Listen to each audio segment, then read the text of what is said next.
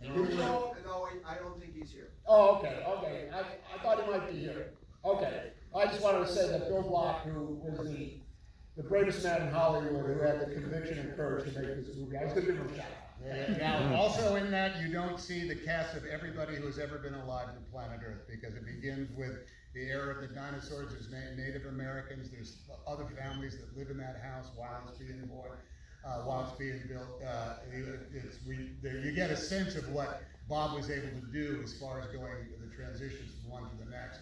But there's other times where the walls disappear and a primordial forest grows up, and two people fall in love about 800 years So ago. the audience's view is in one fixed position on the earth, and time and life passes past the camera, and that's what and that's how we made the movie, and that's what you just saw. That's how we do that. And we all owe it to Johnny Carson and Jerry Lewis for 1960 or whatever to say there's such a thing as a school for cinema. Bob ZEMEKIS, ladies and gentlemen.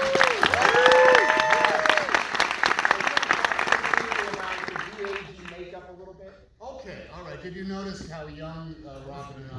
Yeah. Everybody, let's just put it this way: a lot of people are shitting their pants because you could say that this is a use of "quote unquote" AI. The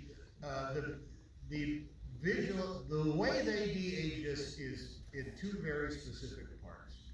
One is thanks to the speed with which the tools work at now. Literally the size of files and the speed with which computer work. Between myself and Robin, Paul Bettany and also Rachel, they took 8 million images of us from the web. They scraped the web for photos of us in every era that we've ever been. Every event we've held, every movie still, every family photo that might have existed anywhere. And they put that into the box. What's it? The deep fake technology, whatever you want to call it. Very fast computing. Okay, leave it at that. Very fast computing. Then they would create that look of 17 and 22 and 27 and 35. Then we went into hair and makeup for the same amount of time we would go into hair and makeup for the standard. Very specific ways.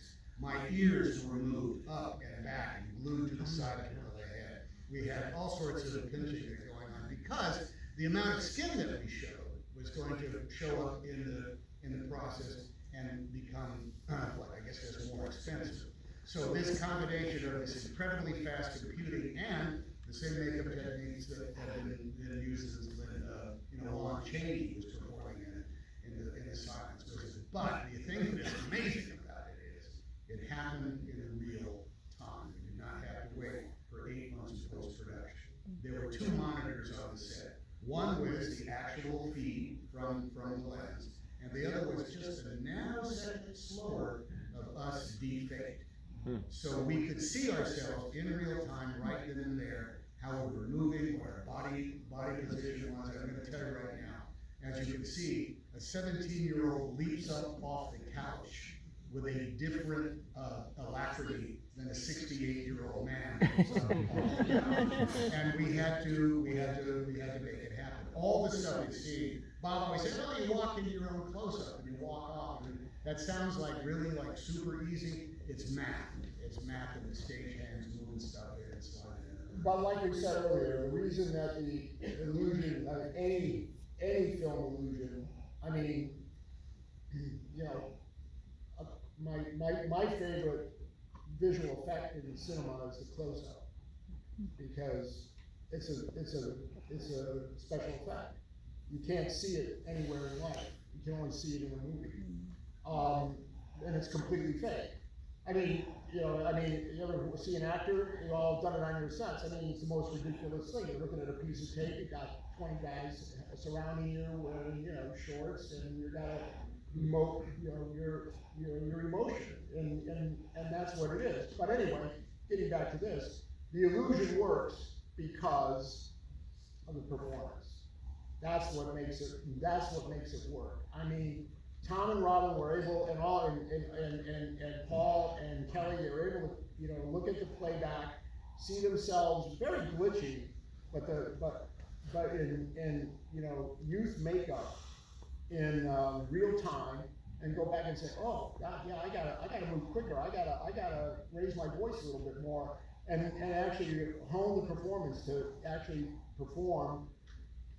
It's exactly as if they had old age makeup on, and they had to move like they were 30 years older. They would look at the playback and go, oh yeah, I gotta be a little bit more bent over, I gotta move a little slower. This is the same thing, but on the other direction.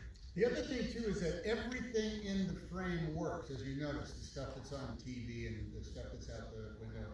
We have scenes where there's 22 people in that same living room, and everybody is identifiable. Everybody does something that is recognizable in the kind of like miasma of movement that goes along in the scene. Can you talk about the Frank Capra quote? Based on what we did here, because it was essentially wonders, as we say, it's all in one setup. I went back and looked at a bunch of Preston Sturges films, because so much of his stories are told one setup. You can do the same thing with like the Philadelphia Story with James Stewart and Cary Grant.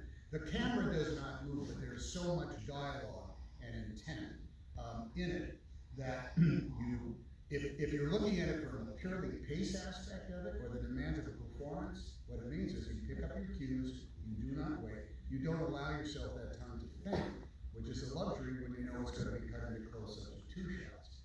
We can only do it in real time. One of the things we noticed was this fascinating. We would think we would do it regularly, and it would just be slow as molasses. We would literally take 45 seconds out of the scene. All right, well, let's speed it up. We got down to the point where we thought we were just talking way too fast. But Bob told the story about Frank Capra. Yeah, well, I think it's in his book by the name of the title, where the early, you know, right after sound came into the movies, the early filmmakers were talking about how they came up with the understanding that once the actors were reduced to 2 dimensions and then magnified on the screen, that it seemed to slow their performances down. So they would tell the actors to accelerate their performance when they were shooting, so that once it was put on the screen, it felt like it was natural. And we were seeing that happen. Yeah. Right? We discovered that when we were doing the week-long workshop back in the hotel. Because Bob was saying, well, it's kind of like theater. I said, Bob, even with theater, man, you got specials, and you got motion, and you got all this kind of stuff that gives you time to focus. And what we had there, important stuff happens with someone who's all the way back looking out the window, and they do not. I mean, I'm there with the birth of babies and the Native American, scenes where a baby is born, 800 years ago, and it happens at a distance. But it's just the nature of the cinematic palette here that it lands on you with the same sort of weight that it would be if you had a bunch of different cuts and shot the thing all day. I will tell you, who's actors in here? Any actors? All right, so you know how you work all morning long on the master, and you think, wow, we got the master, and you're gonna spend the rest of the goddamn day carving it up into the coverage, and you just think, we're gonna have to recreate these moments until 9 o'clock tonight. We'll have to constantly be remade up. We're gonna have to get back to the motive place again. We're gonna have to go there. If it's angry, you gotta have the energy. If it's sad, you gotta have the emotions. It's bone chilling. The luxury, at the same time, the pressure of doing this 17 or 42 times and then being able to walk away, not having to go back and recreate that stuff.